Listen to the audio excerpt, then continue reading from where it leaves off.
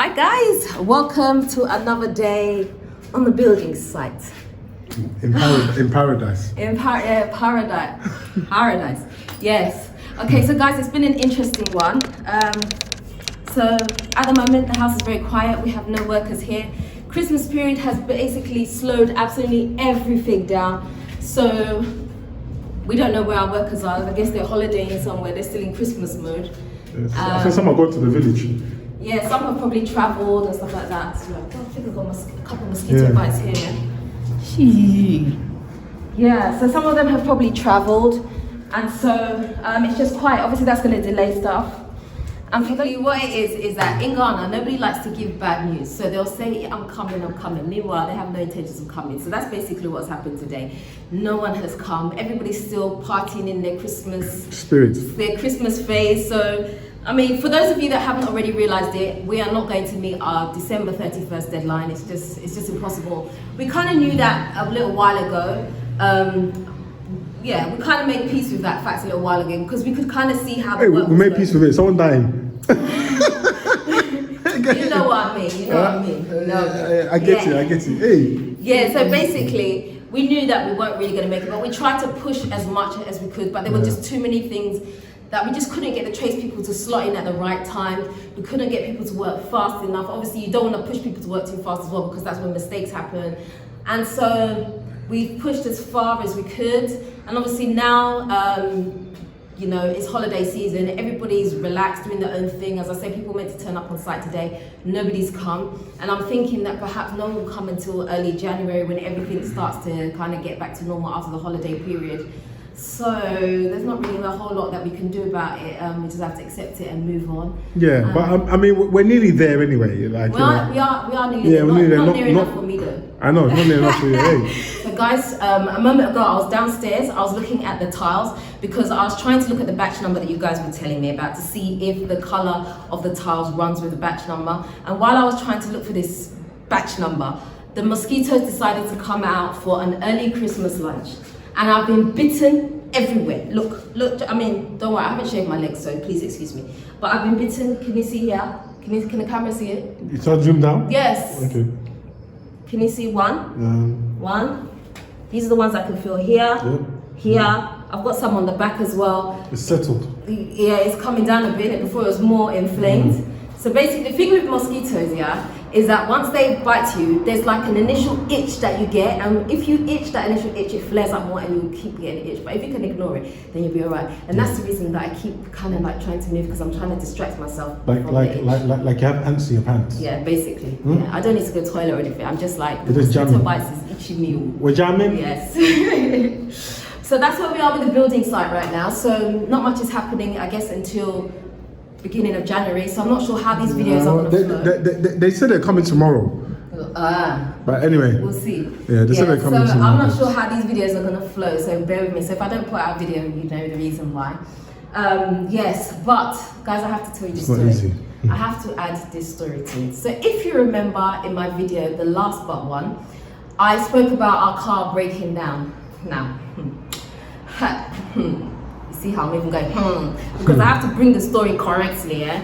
Yeah, so, man. When Kwame went to go and get the car repaired because it stopped somewhere, what happens here is in Ghana, you have these filling stations. And in the filling stations, sometimes you have... No, you also have it in Ghana, UK, everywhere in the world, they have filling stations. Yeah, I know they have filling stations, but the mechanics within the filling It's not a mechanic, it's just a person who changes the oil. Yeah. It's all inside the filling station. No, but they don't have that in the UK everywhere. Not next to the filling stations, they're separate entities. Yeah. You're right, yeah. So basically, they have the mechanics within the filling station. I'm not going to name the filling station. The company. Unless I go and get angry, then I'll say it, cry. Yeah. But yes, so basically what happened was, they have these people that work for them inside who are part of the company. So when the car broke down, Kwame took the car to the filling station. And they decided that they needed to flush the engine, is that right? Yeah, they said flush them. They said that the oil looked dirty. Yes. So obviously due for a service, the oil looks dirty. So I said, if it's dirty, then you can flush the system. He said yes. Okay. And then he explained how they flush the system. They normally use diesel and petrol mixed. Right. And that's where Okay, so basically, the thing is like a synthetic thing. Have you still got the box? I might put a picture up of it. Yeah, but that's for the oil. Okay, yeah. So anyway, yeah. Even that brand in itself is questionable, but anyway. Yeah, so basically I decided to flush the thing. And after leaving the filling station, and we were doing our rounds that day, this was Christmas Eve, right? Yeah, but before it happened, it was a couple of days I kept on always, I actually went back the following day and asked her if there's a problem with the car. I haven't got to that point at the story yet. Can you let me finish? Oh, sorry. Thank you. My apologies. Yes. I'm melting here. He's hot, but I don't mind him. Wait till I finish. Wait till I finish my video. Okay. Yes. So basically, within an hour of him doing what he needed to do at the filling station, the car, as we were driving and doing our rounds, the car would just stop. It would just nothing is moving or whatever. But you turn the engine off, you turn it back on, and then it works. Everything is fine. You're able to go again. And this happened about 3 times that day, and so I said to you, come back, we need to take the car back because something's happened. So you took the car back, right? And they said to him, it looks like an electrical fault. Is that right? Yeah, that's what they said. They said it looks like, but I said to him, but this thing, we didn't have this electrical fault before we brought it there, so why? So they said that we need an electrician or something like that. But anyway, we started driving, we kept on driving the car around because we had to continue doing our thing. Daily routine. Yeah, so Christmas Eve now, we were on the way back home. We literally just passed the filling station where they did the service, and then the car stopped again. Literally on that filling station? Yeah, right outside, it stopped again. But this time I was like, nah, let me just see if I can get the thing home. But it was making a funny noise, isn't it? What was it? It's almost like a pounding in the engine. Yeah. Like pum, pum, pum, yeah, pum. But the engine had actually cut. Yeah, so it did cut. It wasn't running, but we managed to get the car home, thankfully. When we got the car home, Kwame called, we have a mechanic, so Kwame called the mechanic to come out. The guy looked at it and said, don't touch it. He said, don't touch this car, because whatever they did at the filling station has done this to the car. He's basically told us that the engine is finished. He said the bearings are scattered. Yeah, he said even if you can repair it, he said something else is going to go wrong. It's just no point. So obviously the next day, wasn't the next day, was it? No, Boxing Day, we went back to the filling station again, and we got the guy who actually did the service on the car. And he came to the house and he looked at it. At first he was like, oh, he hasn't done anything, blah, blah, blah, blah, blah. Well, normal reaction. Normal defending yourself. Then he went into defense mode and said he didn't do anything. But I think eventually he kind of admitted that perhaps something went wrong, because we've got our mechanic to come back and also speak to him. And it appears that you're not supposed to flush a petrol car with what he used, basically. And so it caused us a load of problems, and the engine's gone. So now we are in a predicament where we have no car, the engine's gone. We don't have money to buy a new engine. In fact, we had a quote for an engine. The quote was how much, Kwame? 25,000.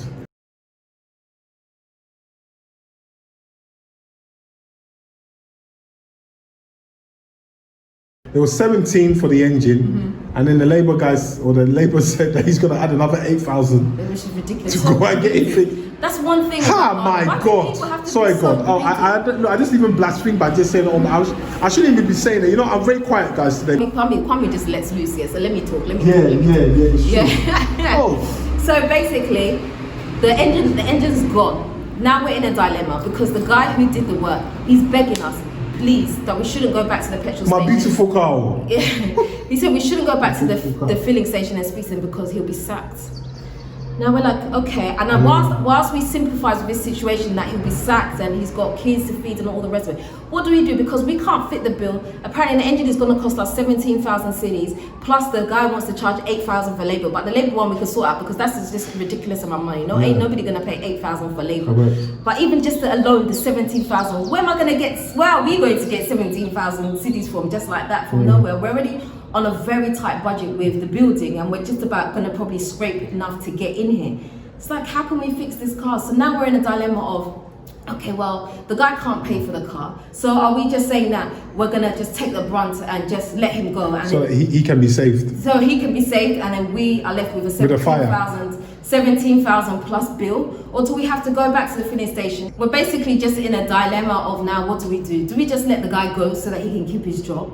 Or do we have to go to the filling station and say, look, this is what your guy did, and so that they can they have to. They'll fix it and they'll sack him. Yeah, they'll fix it and then they'll sack him. And then you know, some people are saying that, oh well, are you gonna have that on your conscience? Well, it's not my conscience though, is it? How can it be my conscience if I can't fit the bill? What am I going to do? So it's like we're stuck. And it's one of those really awkward situations. Guys, I'll be really interested to hear what you guys would do. Would you go back to the filling station and make your complaints, and then you knowing that the guy is going to get sacked, or would you just swallow the bill? And remember, he's the breadwinner. He's the breadwinner in his family, yes. Yeah, there's so he says. So he says. Anyway, let's just go on by. So he says. Yeah. So it's one of those very awkward things now. We're in a very stuck between a rock and a hard place, as they say. We don't know what to do. So he tried to ruin our Christmas. He tried to. Actually, yeah, he did it, but he didn't. We're smiling at the moment, but seriously, we've both had moments where we're just like, why? Like, why did this happen? And you know the worst thing about it is what he's done there is actually dangerous because imagine driving on a major motorway and it literally cuts off. Yeah. That's how a lot of accidents happen in Africa here. And then they'll blame it on juju. Well, incompetence. You see, so this is the problem. I guess if we were in another country, it would have been something very simple away. to fix. It would have, in fact, we would have had our car back. Whether it was Christmas Day, we would have had the car back by now. Yeah, or but give right me now, courtesy. we're stuck in a situation. And so, guys, I'll just be interested to hear what your viewpoint is in the comments on what we should do. It's nice to hear from people that are completely neutral to the situation. So let me know what you think. But not even just like they may face the same issues as well along the line. How do you tackle something like this? Yeah. So I feel like if people are working inside a filling station, they should have certain qualifications. That's what I was saying to the guy, and it's like the guy didn't get it, and he was almost like arguing with me. That's why I said I have to cool down because it's that their literacy in some people are serious. I'm sorry to say that. It's like I've come to you. Like, imagine I'm sick, a doctor. I've gone there. You as a surgeon, I said, doctor, there's something wrong with my heart. And then you diagnose me something that's not for my heart. What do you think? And then your leg. Yeah, and then you give me a medicine that will fix my leg, but not for my heart. And then all of a sudden I get a heart attack. Yeah. And then I said, look, what's it going to? Who do you go and sue now? Yeah. Or not sue, but who do you go and complain to? Yeah. You see what I'm saying? And because he's a brother, a so-called brother, even you imagine Dela, there's someone who was even arguing. He didn't call me a brother. When he found out that the mistake was him, now he called me brother. Now I'm your brother. But before I wasn't your brother. It's a very tough situation anyway, guys. It's so sad, so painful. Without going on too much, Baby, the damage to my car, man. I'm gonna end the video there.